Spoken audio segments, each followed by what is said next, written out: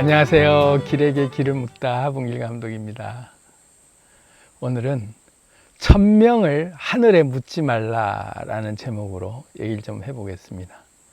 천명, 하늘이 내려주는 나의 사명, 그런 게 있는가? 보통 우리가 천명을 많이 얘기하잖아요. 이 천명을 하늘에 묻는 게 얼마나 우리가 우매한 일인지를 좀 알아야 된다. 왜냐하면 하늘이라고 하는 자체가 우리가 곧 하늘인데 이 하늘의 뜻을 묻는답시고 열심히 기도를 하는 게 하늘의 어떤 뭔가의 존재가 나에게 사명을 내려주는 존재가 따로 있어서 나는 그 사명대로 살아야 되는 뭔가에 나는 피조물이고, 그리고 거기에 종처럼 그렇게 다시 말하면 어떤 도구로 또 노예로 내가 살아야 되는 그런 그 나의 정체성으로 나의 소명을 찾기 시작하면 늘 노예 같은 삶을 살 수밖에 없죠. 나 자신이 곧 하늘이다. 우리 자신이 곧 하늘이어야 되는데 우리가 하늘임을 모를 때는 천명을 하늘에 자꾸 묻고 있게 된다. 그래서 오늘은 천명을 하늘에 묻지 말라라는 그 말 속에 우리가 어떻게 그러면 내 소명이라고 할까, 사명이라고 할까, 이런 것들에 대한 확신을 얻을 수 있을지, 그런 것들까지 오늘 좀 같이 한번 살펴보고자 합니다. 성경에 이런 말이 있어요. 예수님이 베드로에게 네가 땅에서 매면 하늘에서도 매일 것이요, 네가 땅에서 풀면 하늘에도 풀릴 것이다. 내가 천국의 열쇠를 네에게 주겠다. 이런 그 말을 하거든요. 그 뭐 베드로가 특별해서 그런 게 아니라 우리 곧 자체가 하늘이고 내 자체가 우주의 근원이기 때문에 내가 땅에서 매면 하늘에서도 매이고 내가 땅에서 풀면 하늘에서도 풀린다. 그 원리를 어떤 하늘에다가 구하는 그런 그 우리의 신분이 아니라 내 스스로가 모든 열쇠를 쥐고 있다라고 하는 것들에 대해서 확실하게 알려준 메시지죠. 그래서 내가 천명이라고 얘기할 때는 다시 말하면 내가 천명을 받았다, 소명을 받았다. 뭐 흔히 성직자들, 뭐 기독교인들에게 이제 그 성직자가 될 때 콜링을 받았다 이런 말 하거든요. 콜링, 천명을 받았다. 어떻게 살아라 라고 하는 그 천명을 받는 그 순간을 콜링을 받았다라고 하는데, 저도 콜링을 받았다라고 막 생각하면서 열심히 이제 기도를 했는데, 막 금식 기도원에 들어가서 열심히 기도를 하고 이제부터 나는 거룩하게 구별된 삶을 살겠다 그러면서 그 소명과 나의 사명을 확실하게 이제 하늘로부터 이제 그 추인을 받기 위해서 기도를 했더니 배신감 느껴지게 하늘에서 뭐라고 응답이 내려오는가 하면 나는 니한테 뭐 하라고 시킨 적 없다 이러는 거예요. 내가 뭘 니한테 시켰다고 착각하지 마라. 나는 니한테 안 시켰다. 네가 좋다면 그렇게 하는 거지. 그걸 나한테 묻지 마라 이러는 거예요. 주님의 뜻대로 살겠다고 특심한 마음으로 금식기도 하면서 이제 소명을 받았다고 그렇게 확신을 얻기 위해서 열심히 금식기도를 했는데, 금식기도 끝판에 응답이 딱 떨어지기를 난 니한테 뭐 요구하고 시킨 적 없다. 네가 하고 싶어서 하는 거야. 그러니 나한테 뭐라고 얘기하지 마라. 그 말이 얼마나 허탈하고 배신감이 느껴지던지. 사실은 그게 맞는 말인데 우리는 누군가로부터 추인을 받고 싶어 하죠. 자꾸 이렇게 살아도 되나요? 이렇게 사는 게 맞나요? 이렇게 살면 잘 사는 거 맞나요? 이러면서 매번마다 우리는 누군가로부터 내 삶을 허락받고 잘 살고 있다라는 인정을 누군가로부터 받아야 내가 잘 살고 있는 것 같다라는 그런 우리는 의존하는 그런 대상을 막연히 찾고 있다. 근데 내 자신이 하늘인데 내가 누구에게 뭘 묻겠어요? 난 너에게 시킨 적 없다. 네가 좋아서 하는 거지. 이 말을 기억해야 된다. 내가 땅에서 매면 하늘에서 또 매이고 내가 땅에서 풀면 하늘에서 풀린다. 이게 예수님이 한 말과 똑같은 거죠. 그러면 내 소명, 내 사명이라고 할까, 나의 천명이라고 할까, 이런 것들은 내가 정하는 거라면, 그러면 나는 이 천명, 소명, 나의 사명을 어떻게 확신할 수 있을까? 어떤 게 나의 소명, 나의 사명이라고 내가 확실하게 확신할 만한 그 기준은 무엇으로 나는 내가 이 소명이다라고 내가 기준을 잡을 수 있을까? 그건 다시 말하면 바람직한 미래의 내 모습, 내가 어떻게 살아내야 될 것인가 라고 생각했을 때 나를 설레게 하는, 내 가슴 뛰게 하는 나의 미래의 모습, 난 정말 이렇게 살아내고 싶고 이런 삶을 나는 그리고 있다라고 할 때, 꿈에도 그리는 나의 모습을 내가 떠올렸을 때 그 모습이 내 가슴을 뛰게 하고 그렇게 살고 싶도록, 미치게 그렇게 살고 싶도록 나를 가슴 뛰게 만들고 있다면 그것이 곧 내가 하고 싶은 일이고 그렇게 살고 싶은 나의 길인 거죠. 그래서 내 인생의 룰은 내가 정하는데, 어떻게 살고 싶을지 내가 정하는데, 그 정하는 방법은 가슴 설레는 바람직한 내 모습을 내가 만들어야 된다.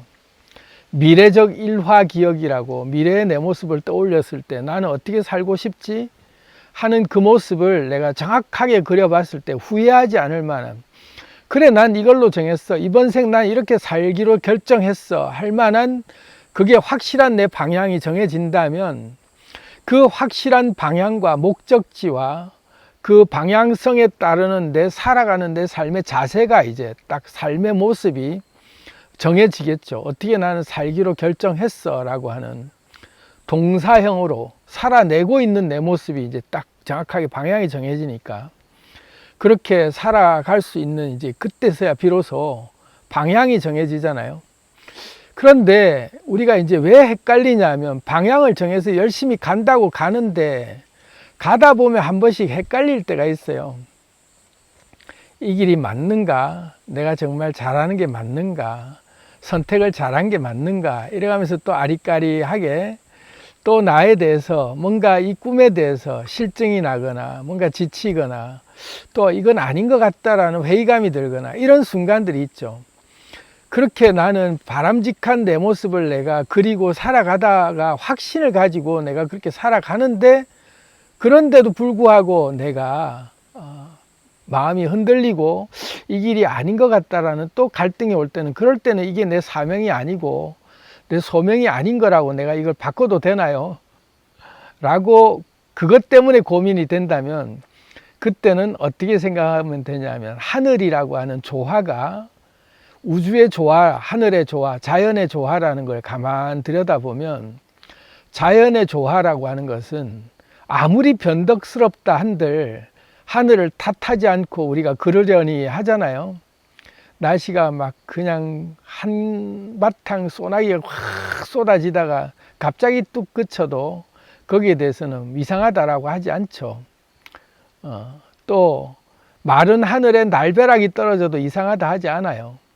자연의 조화라는 것은 아무리 변덕스럽다 한들 그 자체가 자연이기 때문에 자연스럽다라고 우리는 받아들이잖아요.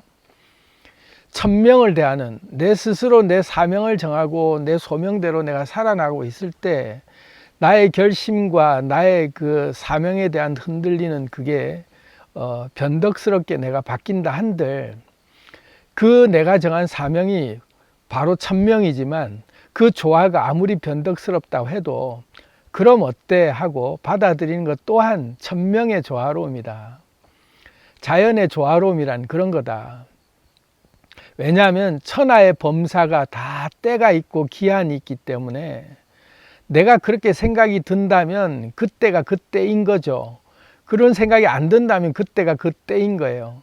그래서 모든 범사는 다 때가 있어서 그 때에 따라 조화롭게 일어났다가 사라졌다가 하는 게 마음이 일어나는 원리인데, 거기에 맞춰서 우리는 열심히 살아가면 될 뿐이에요. 그래서 내가 이런 결심이 서서 막 이런 것에 애타게 열심히 나는 간절히 추구하면서 뭔가를 일으키고 만들고 세우는 그런 데에 집중하고 열중하는 시기가 있냐 하면 그 만든 것을 또 허물 때가 있다. 애써 만든 걸 허물어 버리고 또 다 무너뜨리면서 다 없애버릴 때가 있다. 그게 다 자연의 조화로움이다 라고 받아들이는 게 우리가 천명을 대하는 자세다. 그래서 내가 아무리 변덕스럽게 한다 할지라도 그건 역시 내 스스로가 자연이고 내 스스로가 하늘이라고 했을 때 그 하늘의 조화로움을 누가 그걸 가지고 트집을 잡을 수 있겠냐 하고 그냥 그대로 관용해 줄 때 그 조화로움 속에서 또 다른 기운이 일어나면 그 기운에 또 나는 몰입하고 집중하는 그런 때를 살면 된다.